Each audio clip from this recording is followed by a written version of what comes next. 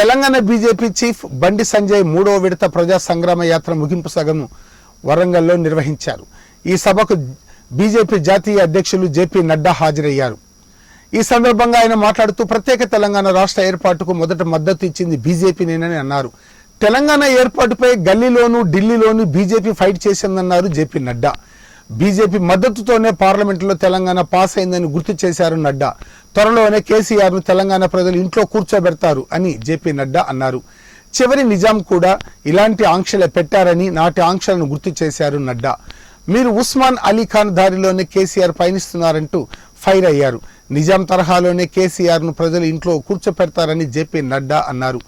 BJP సభను అడ్డుకునేందుకు TRS సర్కార్ కుట్రలు చేసిందని జేపీ నడ్డా ఆరోపించారు. కానీ హైకోర్టు అనుమతితో సభ నిర్వహిస్తున్నామని పేర్కొన్నారు. అడుగడుగునా ఆంక్షలు పెట్టారని విమర్శించారు నడ్డా. 144 సెక్షన్ ఉందని జనాన్ని రాకుండా అడ్డుకున్నారని ఫైర్ అయ్యారు. తెలంగాణలో ప్రజాస్వామ్యాన్ని కేసీఆర్ బందీ చేశారని అన్నారు జేపీ నడ్డా. టీఆర్ఎస్ ప్రభుత్వాన్ని సాగనంపడమే ప్రజా సంగ్రామ యాత్ర సంకల్పమని జేపీ నడ్డా అన్నారు. ఆర్ట్స్ కాలేజీలో బీజేపీ సభకు అనుమతి ఇవ్వకపోవడంపై ఫైర్ అయ్యారు. టీఆర్ఎస్ పాలనలో తెలంగాణ అంధకారంలో ఉందని, అంధకారమైన తెలంగాణలో వెలుగులు నింపడానికి బండి సంజయ్ పాదయాత్ర చేపట్టారని అన్నారు జేపీ నడ్డా.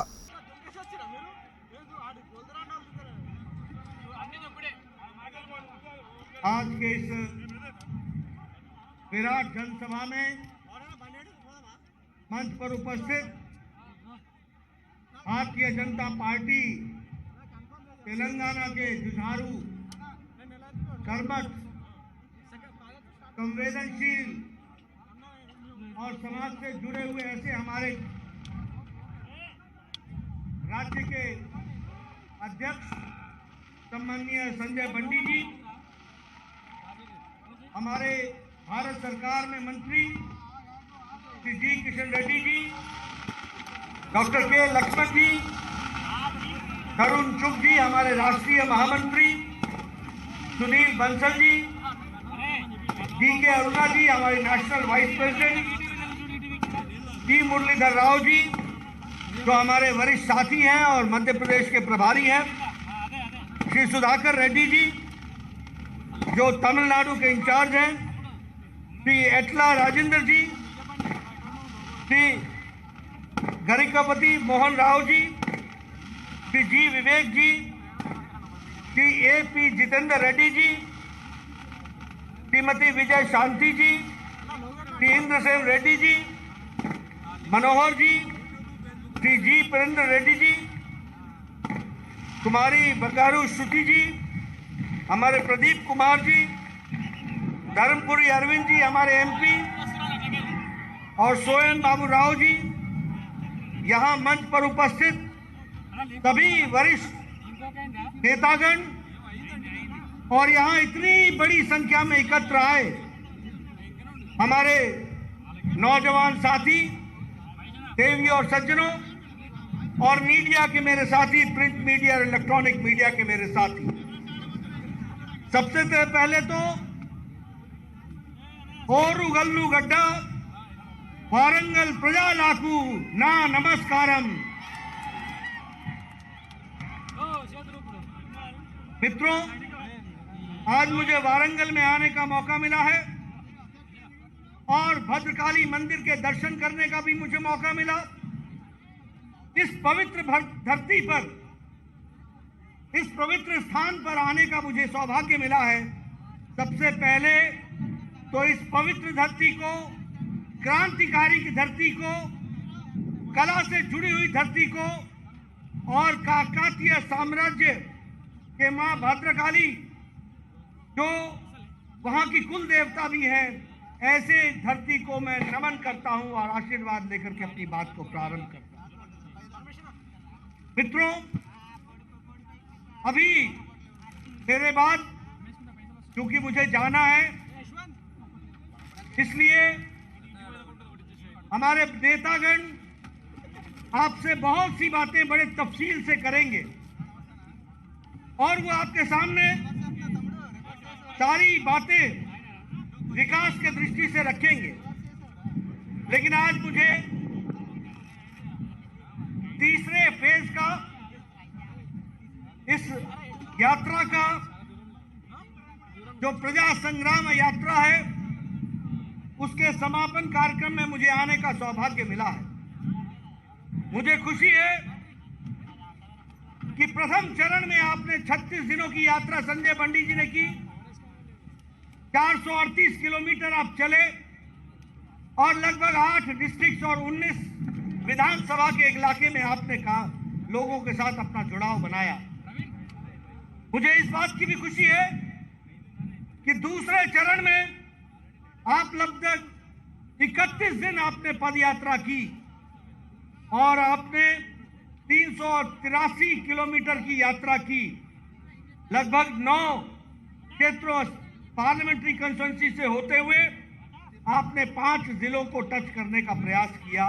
वहां की यात्रा से आप जुड़े और तीसरे में आप लगभग 325 किलोमीटर की पद यात्रा करते हुए आप लगभग 5 जिलों से होते हुए आज यहां वारंगल में आए हैं और ये तीसरे चरण का समापन है। मैं आपको बहुत बहुत बधाई देता हूं कि आपने और आपके नेतृत्व में जनता से जुड़ने का ये कार्य, ये जो आपने जनता के साथ अपना संपर्क बनाया है, इसके लिए मैं आपको बहुत बहुत बधाई देता हूं। मित्रों, जब हम यात्रा की बात करते हैं तो ये यात्रा किस लिए, what is the purpose of this यात्रा?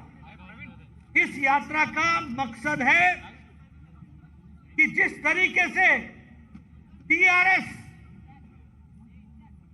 तेलंगाना राज्य समिति और केशव चंद्रशेखर राव के नेतृत्व में तेलंगाना को एक अंधेरे में ढकेल रही है, उससे निजात दिला करके यहां फिर से उजाला हो, विकास हो, नई कहानी लिखी जाए, इस संकल्प को लेकर के हम चले। और जब हम ये कहते हैं तो सिर्फ कहने के लिए नहीं कहते। आज मैं यहां आया हूं तो मुझे पता चला कि मेरे आने के पहले इस ग्राउंड का परमिशन रोक दिया गया था, कैंसिल कर दिया गया। मुझे बताया गया कि रात के 12 बजे कोर्ट के द्वारा, न्यायालय के द्वारा हमें यहां का परमिशन मिला। मुझे बताया गया कि जब मैं एयरपोर्ट पे उतरा तो हम जरा स्वागत नहीं हो सकता है, क्योंकि धारा 144 केसीआर की सरकार ने, ये अंधेरी सरकार, या जनता विरोधी सरकार, इस सरकार ने धारा 144 लगा दिया। जब मैं निकल रहा था तो जगह जगह पर जहां मेरा स्वागत होना था वहां भी धारा 144 लगा दी गई। मित्रों, जब मैं दूसरे चरण के भी यात्रा में आया था, जब संजय बंडी को अरेस्ट किया गया था तो मैं उनको छुड़ाने के लिए आया था, तो उस समय भी मुझे एयरपोर्ट पे कहा गया था कि कोरोना का प्रोटोकॉल के तहत हम आपको एयरपोर्ट से बाहर नहीं जाने देंगे। ये कैसा तेलंगाना राज्य बन गया है?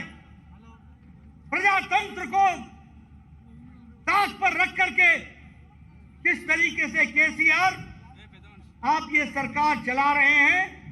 आपको मैं बता देना चाहता हूं कि आने वाले समय में तेलंगाना की जनता आपको घर में बैठाएगी और भारतीय जनता पार्टी को आगे लेकर के आएगी, इसको समझिए। मैं एक बात और भी आपसे कहना चाहता हूं कि ये तेलंगाना जहां निजामों ने राज किया, उसके अंतिम निजाम थे जिनका नाम था नवाब मीर उस्मान अली खान। ये अंतिम तेलंगाना के नवाब रहे जिन्होंने तेलंगाना में राज किया। और इनका अंतिम फरमान क्या था? अंतिम फरमान था कस्ते निशान 53। कस्ते निशान 53। इसका मतलब था कि तेलंगाना में कोई भी जनसभा नहीं कर सकता है, कोई भी बिना परमिशन के कोई भाषण नहीं दे सकता है, कोई स्कूल नहीं खोल सकता है, कोई लाइब्रेरी नहीं खोल सकता है, कोई अखबार नहीं चला सकता है, कोई जनसभा नहीं कर सकता है। लेकिन हमारे मीर उस्मान साहब अली खान ये भूल गए कि ये फरमान उनका अंतिम फरमान था। और मैं आज के निजाम केसीआर को बताना चाहता हूं, तुम्हारा भी प्रोहिबिटरी ऑर्डर ये अंतिम फरमान होगा, इसके बाद तुम्हारी भी छुट्टी हो जाए। ये नए निजाम आ गए हैं और नए निजाम का क्या कहना। मैं भ्रष्टाचार की बात करूं, मैं पीछे भी आया था, जहां मैं एक तरफ बताता हूं